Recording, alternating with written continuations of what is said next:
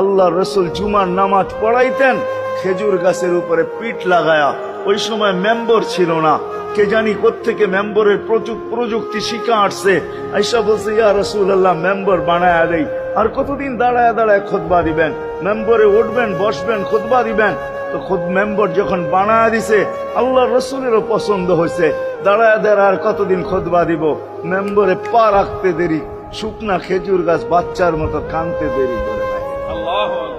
শুধু কাঁদে নাই, সে তো বলতেও ছিল মনে হয় আমার কাছে যে শুধু কাঁদে নাই, বিলাপ করতেছিল সে। কোত্থেকে এই ব্যক্তি আসলো, সে কোত্থেকেই মেম্বরের প্রযুক্তি পাইল, আর মেম্বরই বা কোত্থেকে বানাইলো? আমাকে বঞ্চিত করলো তো করলো কেন?